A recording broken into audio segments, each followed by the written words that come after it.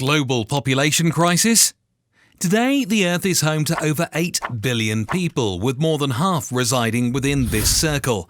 However, a historic shift is on the horizon. China, which has held the top spot in population for decades, is likely to be surpassed by India within this year, or perhaps it has already happened. This isn't just a change in rankings, it's a significant shift. The declining side is preparing to face an unprecedented population crisis. For the first time in decades, China has recorded a population decline. The population crisis is a major storm of this century for most developed or developing countries. Many are already neck-deep in it, and for some, it may be too late to turn back. The biggest issue in the coming 20 years will be population collapse. China has already made significant changes in its family planning policies. Although they've tried to defuse the situation, it has either had no results or led to major problems. France experienced nationwide protests for 12 consecutive months. Why is this ticking time bomb of the century? Will it affect you and me? And even if we miraculously escape unscathed, it means our world will be completely different. The speed of population decline is accelerating. This demographic shift will have a massive impact. The most populous country in the world is entering a population crisis. 3 major discussions. Hello everyone, mates who love controversial topics, welcome to my channel. Imagine a world where you return to the office and your colleagues have all turned into robots. Globally, for every 3 newborns, 1 is African. When you travel to the USA and walk past a convenience store, you see everyone has become South Asian or African. This isn't a fantasy, it's very likely our not-so-distant future. After watching this video, you'll understand why in a few decades there will be a systematic transformation in the global population. Why will the backbone of future societies no longer be young people, but the elderly? For young people just starting to study and choose their subjects, what fields can they choose to secure their futures? The post-war baby boom. The moment our ancient ancestors appeared on Earth, there was plenty of space and resources. But a few hundred years ago, we unlocked the Industrial Revolution, and since then, history has accelerated. In this chart, we see that in 1700, there were only around 600 million people on Earth, which is less than half of China's current population. That means the global population from 300 years ago was equivalent to little over half of China today. In less than 100 years, the population increased by 400 million, reaching 1 billion. Another 100 years passed, and it doubled again. Every year, 100 million new babies were born, all hungry. At that time, scholars were already worried that if the population continued to expand, food supply and other resources would never catch up. This serious concern was about humans competing for food, which could lead to famine or war at any moment. However, this seemingly reasonable crisis never materialized. The more people we had, the more technological breakthroughs we achieved. By the end of World War II, we were in an economic boom. People around the world were rapidly having children, giving rise to the baby boomers generation. The labour force boomed after the war, causing a 3-wave surge in global population, and the economy took off rapidly.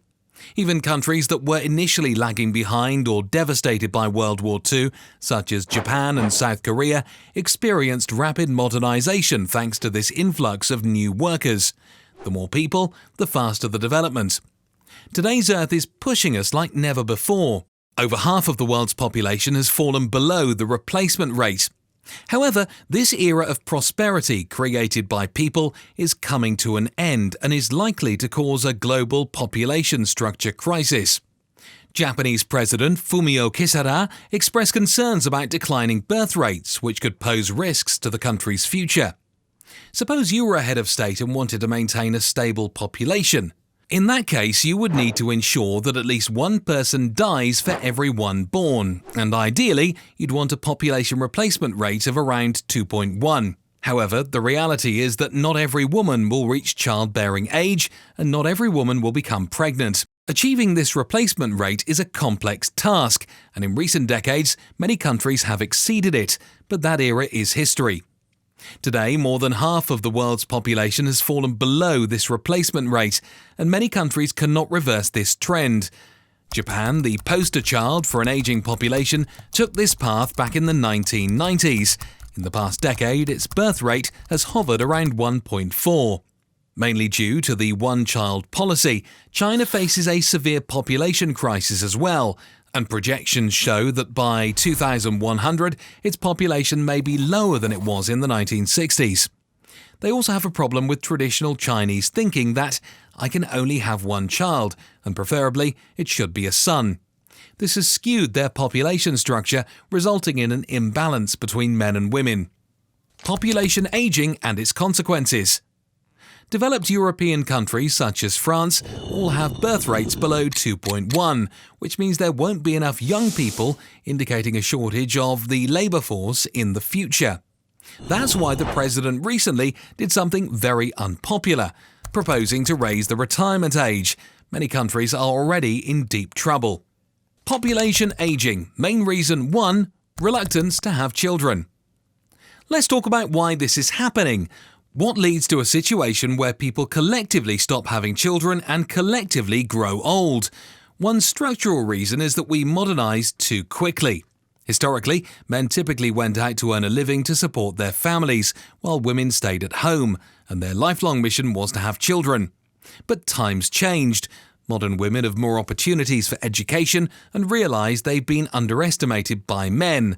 They've discovered that life offers more than just one path. Besides having children, they can choose to continue their education, work, enjoy single life, and more. This has led to delayed childbirth or even the choice not to marry and have children. This situation has become increasingly common. Contrary to the expectation that wealthier societies would have more children, modern societies are actually less inclined to have children. Recent history has shown the highest economic growth, resulting in the lowest birth rates in human history. In summary, as developed countries race towards modernization, people have stopped having children. Population aging, main reason 2, increased lifespan. Now, since people are living longer, the population is immediately aging. Wait a minute, doesn't this mean the global population will continue to increase for some time? Because we are all living longer, how are you going to die? I don't want to die. Over the past few decades, technological advances, globalization, and improved living conditions have made today's life conditions the best in history.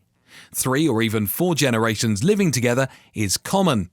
Modern people are the longest lived in history, and they don't want to die either. This is the second major reason for population aging, and it's a byproduct of rapid development. Even though you don't want to die, I'm already destined to die. Just give me a little more time and I'll be completely dead. The problem is being faced by the entire world, and interpreting population pyramids is a challenge for every country. Interpreting population pyramids. As a head of state, every time you look at this, you get a headache. This is a population pyramid, which also serves as a nation's health report. It's easy to understand. Males on the left, females on the right, from newborns to the elderly. The gender and age distribution of the entire population is clear at a glance. People are the primary factor in economic development, as they have been throughout history. Just looking at the shape of the population pyramid, you can generally tell a country's current and future health. For example, this triangle represents a high young labour force, which can contribute to higher productivity. Examples include Nigeria, some African countries, and certain countries in Central Asia. However, the population structure is just one part of the equation, and other conditions are needed to ensure that a country can prosper. The bucket shape, where the distribution of different age groups is relatively even, generally indicates a slowing development, like the United States. But if you see it narrowing at the bottom and resembling a coffin shape, you should be worried because it means the country is sick. The elderly population will continue to grow, while the young labour force will start shrinking. All these countries are in trouble. The consequences: population ageing and its effects. So, what are the consequences? First, the population will age, and by the end of the century, global population growth will peak and then plummet sharply. We're heading toward this outcome rapidly. In the world after 2030, the impact may not be immediately apparent, but there will be a multitude of chain reactions and possibilities. Let's discuss a few main scenarios. First, after 2030, you'll see many people who are currently working retire or become unable to work, and there won't be enough young people to take their place. The labour force will gradually diminish. Second, the consumer market will also decline. After all, when people grow older, they tend to become more conservative with their spending, focus on saving money or buying real estate. As the older generation becomes more frugal, the younger generation will have to support the consumer market. But who will have the money? Who has this money? Third, with such a huge labour gap, we'll have to find people to fill it. You might see that worldwide immigration policies will be relaxed to attract people to come and work, but where will they be drawn from? Developing countries such as Africa, the Middle East, South America, and some countries in Asia will continue to have growing populations. Fourth, we will adopt a large number of artificial intelligence robots to fill job vacancies. On this note, even Japan, a nation proud of its homogeneity, is being forced to adopt this approach. They are bringing in foreign labour and embracing automation on a massive scale. Just imagine when society as a whole becomes elderly, government healthcare expenditures will skyrocket. But who will foot the bill? National fundraising might become the norm, and heavy taxation might be the only way to sustain this society. With such a small young labour force supporting such a large elderly population, various structural changes will naturally occur in society. For example, wealth will concentrate at the top, and political influence will naturally follow suit. Society may be increasingly establishment-oriented. In our generation, we might have the opportunity to delay retirement and rely on it for our livelihoods. But what can the younger generation do if they can't take over?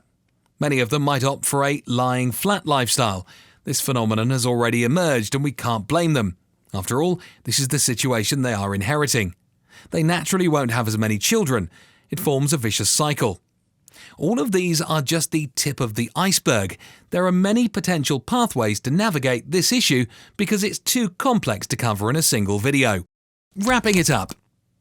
In conclusion, post-war global modernism led to prosperity, resulting in low birth rates and low mortality rates, which in turn caused population aging.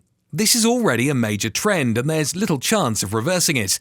Unless governments start forcing citizens to reproduce at gunpoint, even authoritarian regimes might find it impossible to enforce such measures. So, how we choose to face this terrifying future depends on our attitude. At the national level, governments will encourage childbirth, and if that doesn't work, they'll encourage immigration. They may also embrace automation or adapt it. How to prepare for the future? Well, that's a highly subjective question and depends on individual circumstances. No one has a crystal ball, and predicting technological breakthroughs is difficult. To stay relevant in a world of relative linear development, consider reading some books in the coming years. Some proposals are quite reasonable, such as choosing careers that cater to the elderly, like healthcare. Avoiding careers like law is advisable, as they might be quickly replaced. In other words, serving the elderly as they age can be a promising business venture. However, keep in mind that society's future pillars might not be young people but older individuals. With fewer young people, where will innovation come from? We don't know yet, but one thing is clear: to cope with this demographic shift in the future, we shouldn't underestimate the potential of this massive consumer market. Are there products or services designed specifically for the elderly that you could develop or invest in? Those currently studying and selecting careers might want to consider this direction, like focusing on healthcare. In the end, the key to future-proofing yourself depends on your unique circumstances and interests. It's a matter of brainstorming and considering your individual strengths and goals. If the new norm turns out to be radical, objectivity might ironically be seen as unconventional. So let's boldly embrace objective thinking. If you like this kind of video, please subscribe to my channel and turn on the notification bell. If you have any comments and any new topics that would like me to dig in, please do not hesitate. Leave me a comment down below. Bye bye.